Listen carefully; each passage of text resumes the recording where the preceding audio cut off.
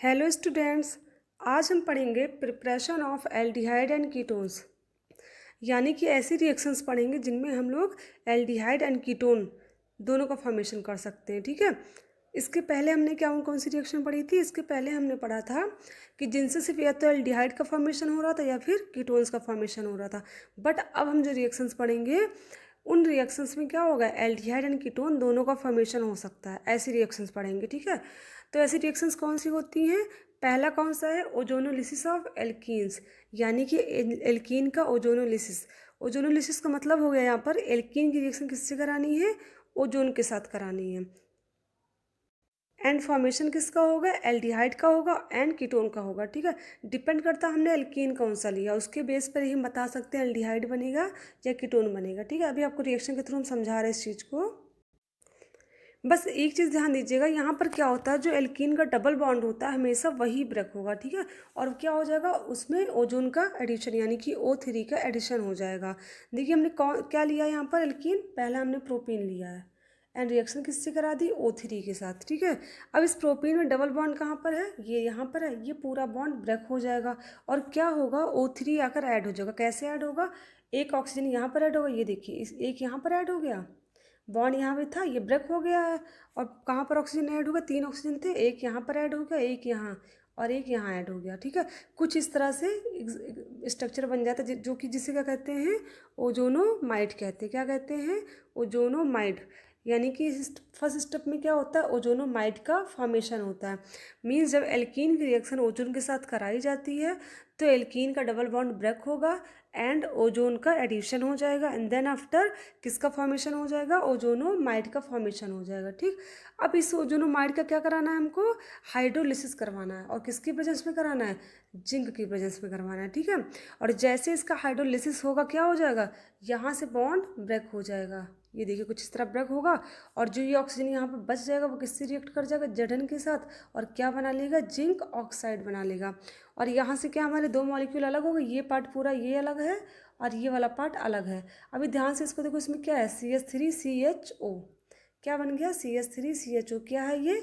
Acetaldehyde. और ये क्या है? CH2O। CH2 को O को हम ऐसे भी लिख सकते हैं ना, HCHO मीन्स फॉर्मेल्डिहाइड। ठीक है, तो यानी कि अगर हम प्रोपीन का यूज़ कर रहे हैं तो किसका फॉर्मेशन होगा? फॉर्मेल्डिहाइड एंड एस्टल्डिहाइड का फॉर्मेशन होगा। ठीक है, अब देख लेते हैं नेक्स्ट एग्जांपल क्या है? एथाइन। हमने किसका यूज़ किया है? एथिलीन का यूज़ किया, यानी कि एथाइन का यूज़ किया। इसकी रिएक्शन कराई है O3 के साथ। ठीक है, अब इसमें देखते हैं किसमें क्या होगा। और देखिए फर्स्ट स्टेप में आपको पता है क्या होना है? डबल बॉन्ड का ब्रेक होना है। ठीक, डबल बॉन्ड ब्रेक होगा, पहले हम इस बॉन्ड को ब्रेक कर दें और क्या करें? इन तीनों ऑक्सीजन को यहाँ पर ऐड कर दें। एक इधर जुड़ेगा, एक इस कार्बन से जुड़ेगा और एक इन दोनों से ऐड हो जाएगा। इस तरह क्या बन जाएगा? कुछ इस तरह से स्ट्रक्चर बन जाएगा। ठीक है, बात समझ में आ रही सबको? इतना करना, उसके बाद क्या करना है? इसका हाइड्रोलिसिस करवा देना। किसकी प्रेजेंस में? जिंक की प्रेजेंस में। हाइड्रोलिसिस का मतलब होता है एडिशन ऑफ वाटर, यानी कि जब वाटर का एडिशन होता है किसी रिएक्शन में तो वो रिएक्शन क्या होती है? हाइड्रोलिसिस रिएक्शन कहलाती है। ठीक है, अब इसमें जैसे ही हाइड्रोलिसिस होगा क्या होगा? यहाँ का बॉन्ड ब्रेक हो जाएगा कुछ ऐसे, और ये जिस ऑक्सीजन या सिंगल बचेगा वो किससे रिएक्ट कर जाएगा? Zn के साथ, तो क्या बना लेगा? ZnO बना लेगा। एंड यहाँ पर क्या बन जाएगा? ये देखिए दो मॉलिक्यूल CH2O CH2O क्या बन गए? CH2O को ऐसे लिख सकते हैं HCHO। ऐसे तो बॉन्ड का फॉर्मेशन होगा ना, यहाँ डबल बॉन्ड, और ये क्या है? एक H इधर लगेगा, एक H इधर लग जाएगा। क्या है ये? CH2O, यानी कि फॉर्मल्डिहाइड। यानी कि अगर हम एथाइन का यूज़ करें, यानी कि एथिलीन का यूज़ करें तो किसका फॉर्मेशन होता है? तो बनता है फॉर्मल्डिहाइड। ठीक है, और अगर प्रोपीन का यूज़ करें तो बनेगा एस्टल्डिहाइड एंड फॉर्मल्डिहाइड। अब हम लेते हैं कोई और एल्कीन। अब इस एल्कीन का नाम क्या होगा? देखिए नॉमेनक्लेचर करते हैं हम लोग। किधर से करें? इधर से करें। 1 2 3 4, या तो इधर से कर लेते 1 2 3 4। 4 कार्बन है यहाँ पर, स्टेट चेन यही होगी ना। और बात करें तो ये CH3 का इससे ऐड है ना, इस ब्रांच की तरह है। मीन्स ये किसका नाम क्या हो जाएगा? आइसोपेंटीन। क्या हो जाएगा इसका नाम? आइसोपेंटीन। अगर आईयूपीएसी नेम इसका करें तो क्या हो जाएगा? इसके ये किस कार्बन से लगा हुआ? फर्स्ट कार्बन ये, सेकंड कार्बन से लगा, और क्या हो जाएगा? 2 मेथिल ब्यूटीन। 2 मेथिल ब्यूटीन इसका आईपीएसी नेम हो जाएगा।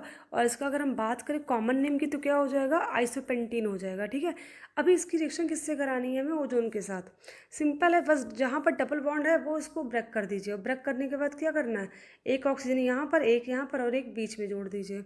ये देखिए ऐसे हुआ स्ट्रक्चर कुछ ऐसे तो बनेगा। इस कार्बन के साथ क्या है, एक CH3 यहाँ लगा, एक इधर, ये हो गया सेम। ठीक, उसके बाद क्या कराना, हमको हाइड्रोलिसिस करवाना है। किसकी प्रेजेंस में, जिंक की प्रेजेंस में। जैसे हाइड्रोलिसिस करवाएंगे क्या होगा, ये बॉन्ड इधर ब्रेक होगा, ये इधर ब्रेक हो जाएगा। और ये ऑक्सीजन क्या करेगा, Zn के साथ रिएक्ट करके ZnO बना लेगा। और देखिए बना क्या है, यहाँ पर क्या बचा है, CH3CHO, यानी कि एस्टल्डिहाइड बच गया। और यहाँ पर क्या बचा, CH3 C double bond, C single bond O, यानी कि C डबल बॉन्ड O। क्योंकि कार्बन की वैलेंसी 2 होती तो यहाँ डबल बॉन्ड बन जाएगा, तो क्या हो जाएगा, एसीटोन। यानी कि अगर हम किसका यूज़ कर रहे हैं, आइसोपेंटीन का यूज़ करें तो क्या बन जाएगा, एसीटोन बन जाएगा। ठीक है, इसको आइसोपेंटीन भी कह सकते हैं। और हम रियलिटी में देखें तो क्या है, ये टर्सरी हाइड्रोकार्बन है ना। अब कुछ अलग टाइप की रिएक्शन देख लेते हैं। मान लीजिए कैसी रिएक्शन, साइक्लिक रिएक्शन हो रही है। मीन्स हमने एल्कीन कौन सा यूज़ किया है, साइक्लिक यूज़ किया है। ये देखिए क्या है, साइक्लिक लिया है हमने। अब देखिए इस साइक्लिक में क्या होगा, इसमें जब हम रिएक्शन कराएंगे O3 के साथ, पेपर में देखिए ऐसे भी क्वेश्चन आ सकता है। ऐसे लिखा होगा एरो के ऊपर ये, एरो के नीचे ये। तो आपको बस ध्यान क्या देना है, इसमें आपको समझ जाना है कि अगर जिंक के साथ वाटर है प्लस O3 लिखा है तो क्या करवाना है, हमको ओजोनोलिसिस करवाना है। इसमें होता है क्या, फर्स्ट स्टेप में आपको पता क्या करना है, सिर्फ डबल बॉन्ड को ब्रेक कर देना है।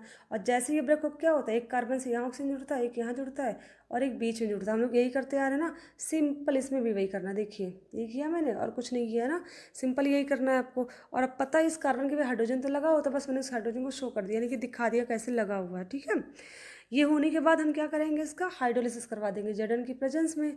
ठीक, और ये बॉन्ड यहाँ से ऐसे ब्रेक हो जाएगा, ये इधर से बचेगा ये ऑक्सीजन, ये जिंक के साथ रिएक्ट करेगा और क्या बना लेगा, ZnO बना लेगा। ठीक है, और यहाँ पर क्या बन जाएगा, देखिए क्या बनेगा, ये ऐसे टूटा, यहाँ से क्या बनेगा, CHO ऊपर, CHO नीचे, यानी क्या बन गया, यहाँ पर एल्डिहाइड बन गया। ठीक है, और एक रिएक्शन और देखते हैं। मान लीजिए हमारा जो साइक्लिक एल्कीन है उसमें क्या है, डबल बॉन्ड दो तरफ लगे हुए, तो क्या करेंगे, तो सिंपल है, दोनों तरफ डबल बॉन्ड को तोड़ेंगे। ठीक है, बस आपको करना क्या है, ओजोनोलिसिस में सिर्फ और सिर्फ डबल बॉन्ड को तोड़ करके हमको O3 का एडिशन करवाना है, मीन्स ओजोन का एडिशन करवाना है। बस यहाँ पर भी यही हो जाएगा, एक ऑक्सीजन इधर लगेगा इस कार्बन से, एक इधर लगेगा और एक बीच में। और वही चीज़ सेम इसमें भी करनी है, सिंपल सा वही करना है। ठीक है, और क्या कर देना है, इसको इसका करा देना हाइड्रोलिसिस। हाइड्रोलिसिस जैसे ही होगा क्या हो जाएगा, ये बॉन्ड इधर से ब्रेक हो जाएगा और ऐसे ही इधर भी ब्रेक हो जाएगा। और दोनों तरफ क्या बचेंगे, सिंगल ऑक्सीजन बचेंगे। वो जिंक के साथ किसके फॉर्म में निकल जाएंगे, ZnO के फॉर्म में। यहाँ से 2 मॉलिक्यूल निकलेंगे ZnO के। सॉरी मैंने यहाँ पर मेंशन नहीं किया है, आप कर लीजिएगा। इसमें इसमें 2 ZnO होगा, क्योंकि यहाँ पर 2 ऑक्सीजन के मॉलिक्यूल है, यानी कि 2 डबल बॉन्ड है।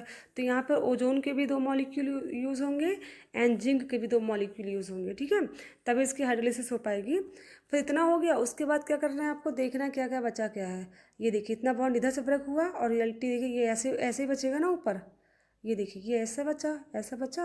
और यहाँ क्या है, CHO, इधर क्या बचेगा, CHO। ठीक, यही सेम चीज़ नीचे बची, यानी कि 2 मॉलिक्यूल इसके बन जाएंगे, CHO। और रियलिटी में अगर देखें तो यहाँ पर क्या होगा, यहाँ पर कार्बन H2, CH2 तो होगा, यहाँ पर CH2 होगा। ये देखिए एक तरफ एल्डिहाइड ग्रुप, एक तरफ एल्डिहाइड ग्रुप, बीच में क्या है, CH2 ग्रुप लगा है। ठीक है, अब देखिए नेक्स्ट रिएक्शन कौन सी है, फ्रॉम एल्काइंस, यानी एल्काइन से कैसे aldehyde, sorry ketone and aldehyde का फॉर्मेशन होता है। ठीक है, एल्काइल से। एल्काइन आपको पता होगा ना, हाइड्रोकार्बन्स में जो ट्रिपल बॉन्ड होते हैं कार्बन कार्बन के बीच, वो एल्काइंस होते हैं।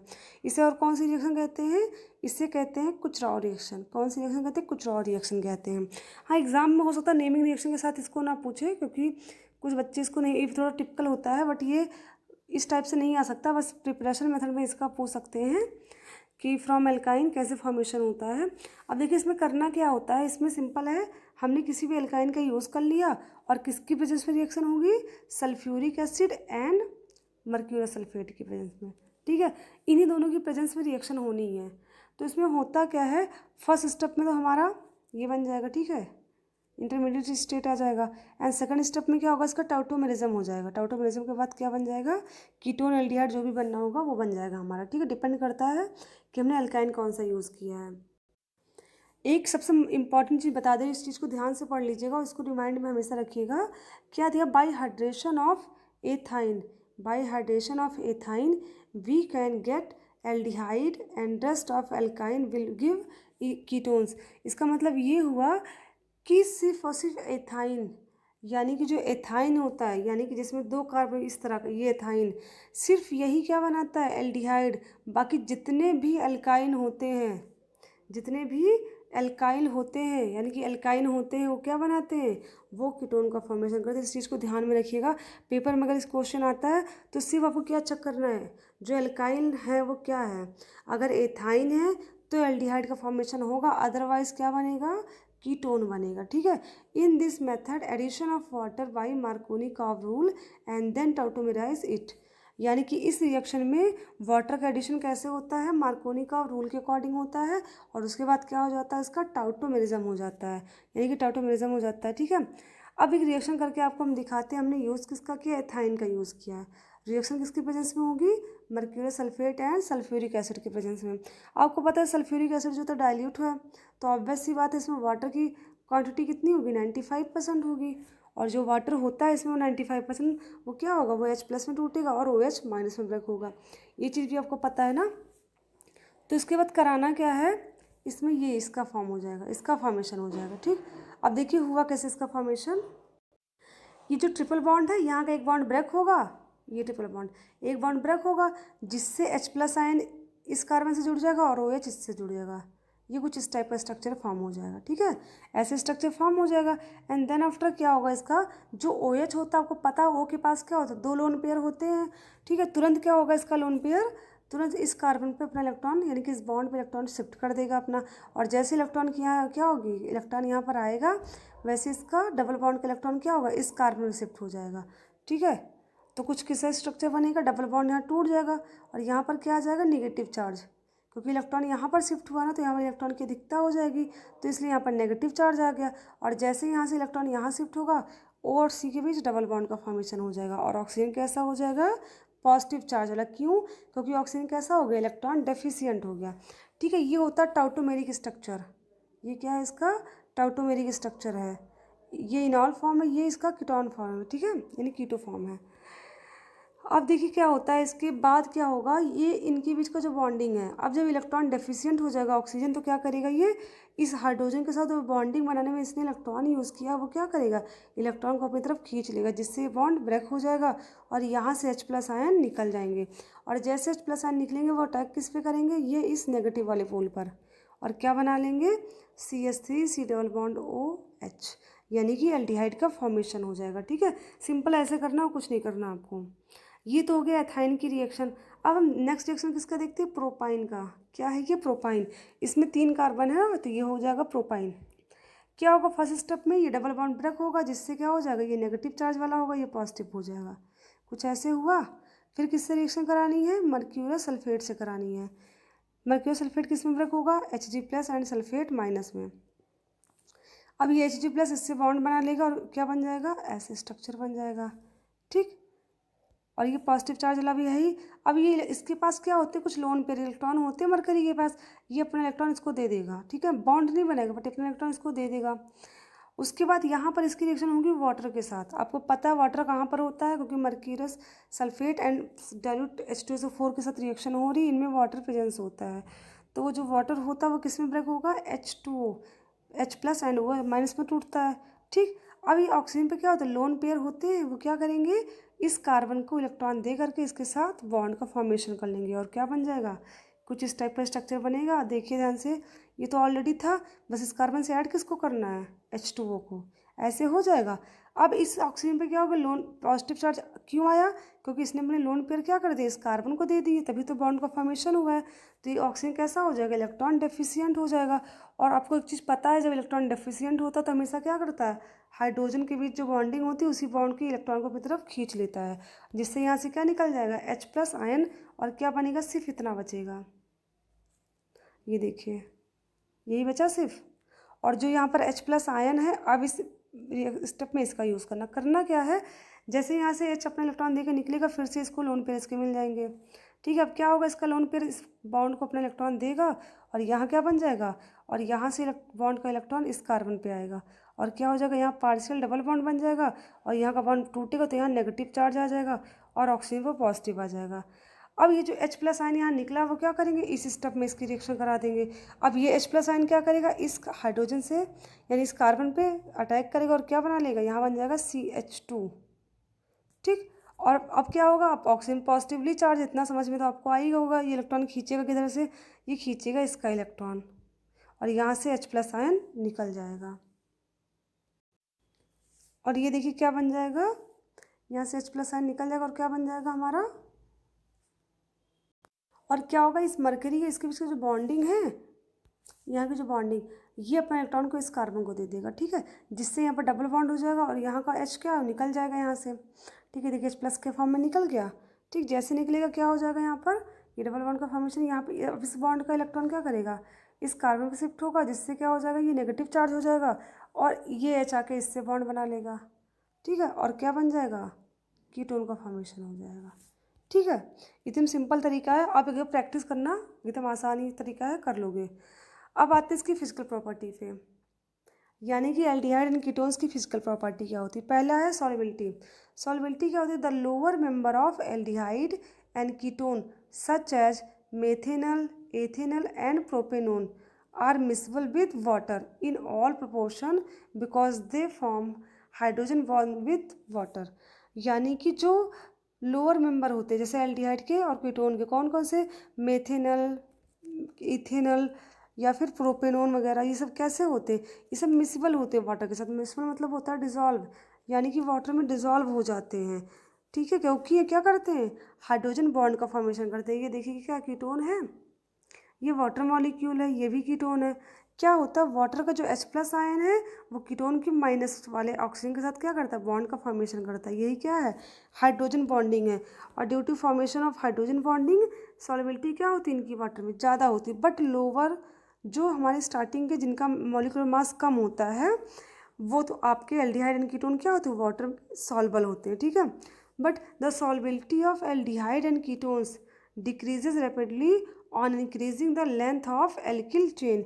यानी कि जैसे जैसे मॉलिक्यूलर मास बढ़ता जाता है, मीन्स ये जो एल्किल चेन बढ़ती जाती है इनकी एल्डिहाइड एंड कीटोन की, वैसे वैसे क्या होती है, इनकी वाटर में सॉल्युबिलिटी कम हो जाती है। ड्यू टू किस वजह से, इनमें हाइड्रोजन बॉन्ड का फॉर्मेशन नहीं हो पाता है। ठीक है, और इनकी सॉल्युबिलिटी किस में बढ़ जाएगी, हायर ग्रुप की एल्डिहाइड और कीटोन की, जो हायर ग्रुप के होते हैं उनकी सॉल्युबिलिटी हो जाएगी ऑर्गेनिक सॉल्वेंट पे ज़्यादा।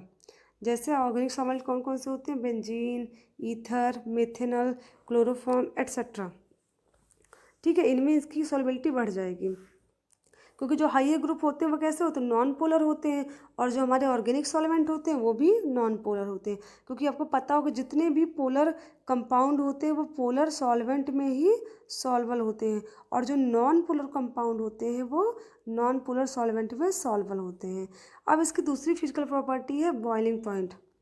बॉइलिंग पॉइंट पे बात करते हैं, तो ये जो एल्डिहाइड एंड कीटोन होता है उनका बॉइलिंग पॉइंट जो होता है वो क्या होता है, comparable to ether and hydrocarbons. यानी कि ऐसे एल्डिहाइड एंड कीटोन जिनका मॉलिक्यूलर मास क्या हो, हाइड्रोकार्बन एंड ईथर के इक्वल हो। अगर क्या है, कोई ईथर दिया कोई हाइड्रोकार्बन दिया है, इनका भी मॉलिक्यूलर मास सेम है, इनका भी सेम है, और जो हमने एल्डिहाइड कीटोन लिया है उनका भी मॉलिक्यूलर मास क्या है, सेम है। तो ऐसे केस में क्या होगा, बॉइलिंग पॉइंट सबसे ज़्यादा किसका होगा, एल्डिहाइड का एंड कीटोन का होगा। क्यों ऐसा होता है, क्योंकि एल्डिहाइड एंड कीटोन में क्या होता है, डाइपोल डाइपोल इंटरेक्शन होता है। ठीक है, क्या होता है, डाइपोल डाइपोल इंटरेक्शन होता है एल्डिहाइड कीटोन में। इसी वजह से अगर मॉलिक्यूलर मास इक्वल है ईथर का भी, हाइड्रोकार्बन का और एल्डिहाइड कीटोन का, तो ऐसे केस में एल्डिहाइड कीटोन का जो बॉइलिंग पॉइंट होगा वो ईथर और हाइड्रोकार्बन के कंपेयर में ज़्यादा होगा, due to formation of dipole dipole interaction. But aldehyde and ketone का जिनका मॉलिक्यूलर मास उसी एल्कोहल के बराबर होगा, ठीक है, तो ऐसे केस में क्या होगा, एल्डिहाइड और कीटोन का जो बॉइलिंग पॉइंट होगा वो एल्कोहल से कम होगा। क्यों, क्योंकि एल्कोहल में आपको पता है कौन सा बॉन्ड बनता है, इंटरमॉलिक्यूलर हाइड्रोजन बॉन्ड का फॉर्मेशन होता है, ठीक है। तो अगर हम बात करें सॉल्बिलिटी के, सॉरी बॉइलिंग पॉइंट की, किसके किसके, alcohol, aldehyde, ketone, ether and hydrocarbon की। सपोज हमको क्या दिया है, एल्कोहल दिया है, एल्डिहाइड दिया, कीटोन दिया, ईथर एंड हाइड्रोकार्बन दिया, और इन सबका क्या है, मॉलिक्यूलर मास इक्वल है। मीन सब में number of hydrogen, carbon, oxygen क्या है, इक्वल नंबर में लगे, तभी तो इनका मॉलिक्यूलर मास सेम होगा। अगर मॉलिक्यूलर मास सबका सेम है तो ऐसे केस में हम क्या बताएंगे, सबसे ज़्यादा किसका बॉइलिंग पॉइंट होगा, सबसे ज़्यादा होगा एल्कोहल का। क्यों, क्योंकि एल्कोहल में क्या होता है, इंटरमॉलिक्यूलर हाइड्रोजन बॉन्ड का फॉर्मेशन होता है, ठीक। और सब फिर किसका होगा, एल्डिहाइड एंड कीटोन का होगा। क्यों, क्योंकि इनमें होता है डाइपोल डाइपोल इंटरेक्शन। और फिर किसका होगा, ईथर का, और सबसे कम होगा हाइड्रोकार्बन, क्योंकि ईथर में क्या होता है, एक ऑक्सीजन होता है जिसकी वजह से ये थोड़ा बहुत क्या करते हैं, इनके मॉलिक्यूल्स यानी कि थोड़ा सा मतलब बहुत वीक हाइड्रोजन बॉन्ड का फॉर्मेशन करते हैं। बट हाइड्रोकार्बन में क्या होते हैं, ये प्योरली नॉन पोलर होते हैं, ठीक है। सबसे कम बॉइलिंग पॉइंट किसका होगा, हाइड्रोकार्बन्स का, सबसे ज़्यादा एल्कोहल्स का होगा, ठीक है। पेपर में इस टाइप के क्वेश्चन भी आ सकते हैं, तो इस चीज़ को आप ध्यान में रखिएगा। फिर आता है इसका फिजिकल स्टेट, यानी कि एल्डिहाइड कीटोन का फिजिकल स्टेट क्या होता है। तो जो मेथेनल होता है वो क्या होता है, वो रूम टेम्परेचर पर गैस के स्टेट में होता है। मेथेनल कैसे होता है, गैसेस स्टेट में होता है। और जो एथेनल होता है वो कैसा होता है, वोलाटाइल लिक्विड होता है। एंड जो अदर एल्डिहाइड एंड कीटोन्स होते हैं वो क्या होते हैं, रूम टेम्परेचर पर लिक्विड होते हैं। और जो हाइयर वाले होते हैं वो कैसे होते हैं, सॉलिड होते हैं, ठीक है। इस चीज़ को ध्यान में रखिएगा। फिर देखते हैं, फिर दिया है the lower aldehyde have sharp pungent smell, यानी कि जो लोअर यानी कि जो हाइड्रोकार्बन जिनमें सिंगल कार्बन हाइड्रो होते हैं या फिर डबल होते हैं, वो कैसे होते हैं, पंजेंट स्मेल वाले होते हैं, ठीक है। बट जैसे जैसे साइज बढ़ता जाता है, मीन्स मॉलिक्यूलर मास इंक्रीज जाता है, इनका ऑर्डर क्या होता जाता है, लेस पंजेंट होता जाता है एंड मोर फ्रेग्रेंट होता जाता है, ठीक है। तो ये हो गई फिजिकल प्रॉपर्टी की बात। तो आप लोग इसकी प्रिपरेशन मेथड, फिजिकल प्रॉपर्टी की अच्छे से प्रैक्टिस कर लीजिएगा। जितना मैंने समझाया है उसके बाहर से पेपर में नहीं आने वाला। हाँ, क्वेश्चन घुमा करके उसी तरीके से पूछ सकता है, तो आप प्रैक्टिस कर लोगे तो इससे मिलते जुलते क्वेश्चन आराम से आ जाएगा, ठीक है। एनसीईआरटी में जितने भी क्वेश्चन दिए आप सॉल्व करिएगा। अब इसके बाद जो हम पढ़ाएंगे कल की क्लास में, वो क्या पढ़ाएंगे हम, इसके बाद पढ़ाएंगे एल्डिहाइड एंड कीटोन्स की केमिकल प्रॉपर्टी, उसके बाद हम पढ़ाएंगे कार्बोक्सिलिक एसिड, ठीक है। Thank you class.